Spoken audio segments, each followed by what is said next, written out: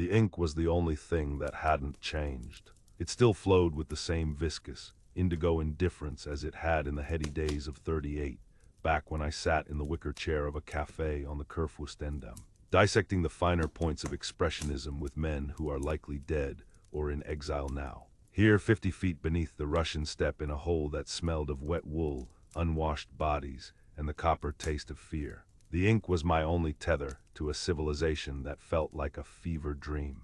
I remember the dampness most of all. It wasn't just in the earth walls, shored up by rotting timber. It was in the marrow of my bones. My hands shook not from the cold, but from the lie I was currently crafting. The nib of my fountain pen scratched against the cheap, gray pulp of the Wehrmacht tissue notebook. I was describing the steely determination of the men of the 6th Panzer Division, their eyes fixed on the horizon of destiny. In reality, the boy sitting across from me, a loader named Hans, was weeping softly into his hands, clutching a letter from his mother in Hamburg, while the sergeant sharpened a bayonet with a rhythmic, grinding rasp that set my teeth on edge. Memory is a traitor, especially at my age. It smooths over the rough edges, turns terror into nostalgia. But I don't need to rely on the fading gray matter to recall that night. I have the notebooks, not the official ones, those drivel-filled stacks sent back to the propaganda ministry in Berlin to feed the beast, but the small, leather-bound journal I kept tucked inside my tunic, pressed against my ribs like a second, secret heart. That was where the truth lived, and that was where the danger lay. I paused, lifting the pen. The candle flame guttered, dancing in the draft caused by the heavy artillery opening up miles to the north. The sound wasn't a noise so much as a pressure in the chest, a dull thudding that rattled the enamel cup on the crate beside me.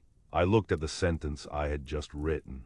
I stared at it until the words blurred. I was a journalist once.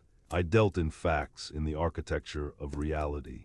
Now I was a mason building a cathedral of lies. If the political officer, a man with eyes like dead fish and a smile that never reached them, were to walk in and demand to see my pockets, I would be finished. Defeatism was the charge. A bullet in the neck was the sentence. I carefully blotted the page of the official dispatch and closed it. Then, with the practiced sleight of hand of a street magician, I slipped the small leather journal out. This was the ritual. One lie for the Reich, one truth for Erich Brandt. I wrote the letters cramped and tiny to save paper. A shadow fell across the dugout entrance. My heart hammered against my ribs. A trapped bird. I slammed the small journal shut and shoved it beneath the pile of blank dispatch papers just as the canvas flap was thrown back. The rush of air brought the smell of the outside, exhaust fumes thick enough to chew, churned mud, and the distant, sickly sweet scent of unburied decay that the summer heat refused to let go. I expected the political officer. I expected the cold hand on the shoulder. Instead, a helmeted figure stumbled in, breathless, his face a mask of grease and sweat. It was Oberleutnant Krell, his eyes wide and manic in the candlelight. "Brandt," he shouted, his voice cracking. He didn't wait for a salute. He didn't care about protocol. The ground beneath us began to tremble, a low-frequency vibration that sent dust trickling down from the log ceiling, dusting my shoulders like dandruff. "Pack your kit. The Führer has given the green light. Operation Citadel is a go." The noise outside swelled, rising from a murmur to a roar that drowned out his next words. It was the sound of the world ending, or perhaps beginning. "The engines, hundreds of them, 1,000. You're riding with the lead panzers," Krell yelled over the din, grabbing my shoulder and shaking me as if to wake me from a trance. "Get your camera. You wanted a story. You're about to see the greatest tank battle in the history of mankind." I looked at my pen, still uncapped on the crate. The ink glistened, wet and accusing.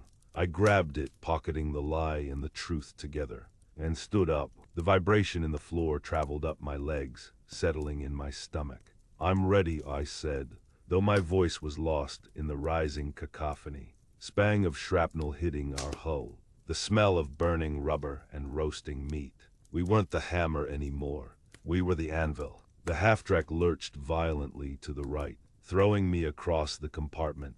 The engine sputtered and died, choking on something broken. We drifted to a halt, the silence of the engine instantly replaced by the terrifying volume of the battle raging outside.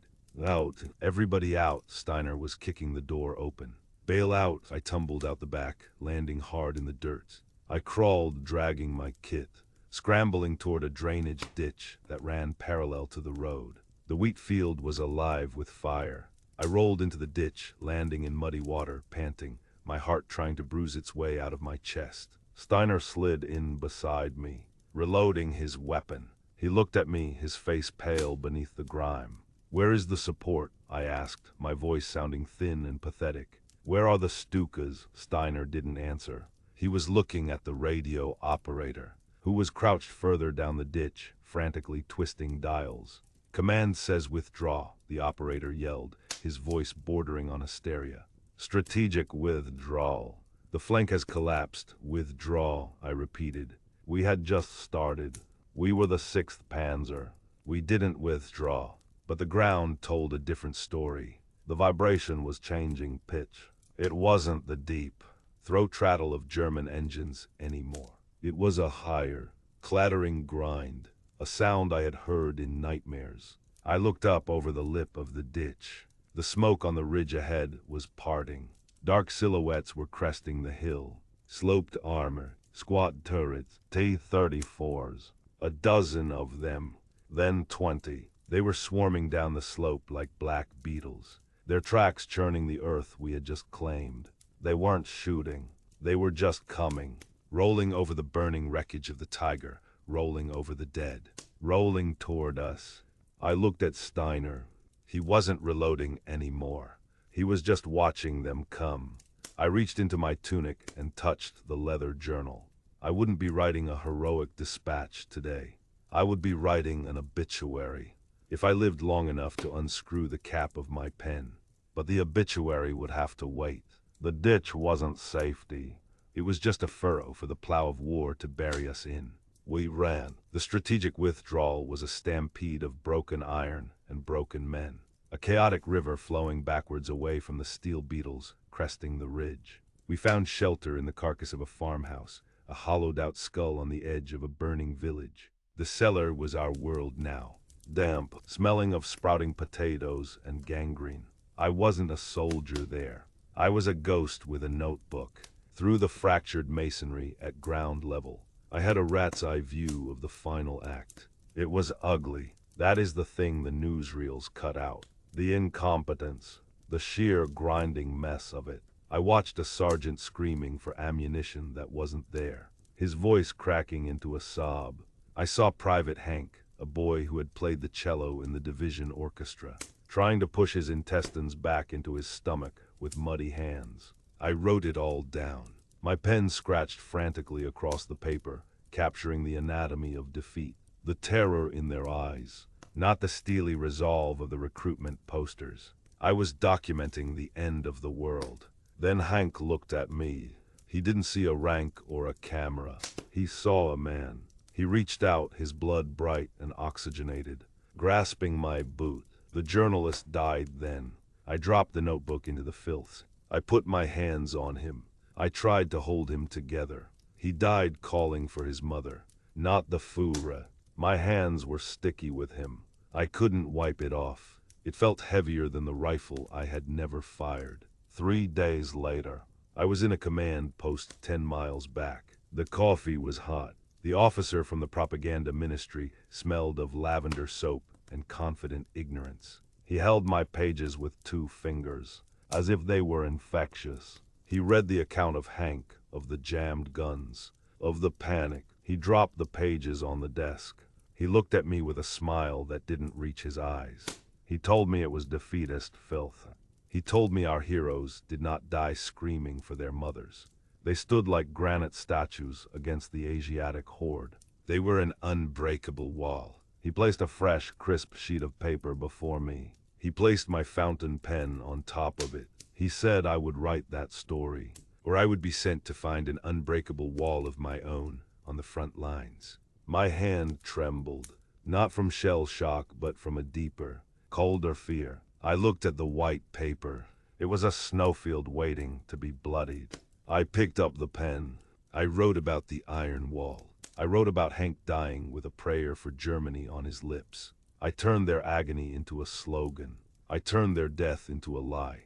That lie bought me a ticket out of hell. I received the Iron Cross Second Class for exceptional reporting under fire. I was recalled to Berlin to write editorials. I sat in warm cafes on the Unter den Linden, drinking cognac and discussing the ultimate victory, while the 6th Panzer Division was ground into dust in the Russian snow. Look at me now, an old man in a room full of books that no one reads. The silence here is louder than the artillery ever was. I have 2 documents on this desk. The yellowed newspaper clipping, framing the lie as history, and this, the mud-stained notebook I retrieved from the cellar floor before I left. I have spent 40 years trying to wash the ink from my fingers. It stains deeper than blood. A soldier's duty is to offer his body to the machine of war. That is the contract. But when a writer is ordered to lie, he does not just kill himself. He poisons the well. He breaks the only machine we have for understanding who we are. I survived the war, but I died in that farmhouse. The typewriter keys are broken, and the harvest is nothing but chaff. This memory is a shard of glass I carry. Help me pull it out. Subscribe to keep this history alive.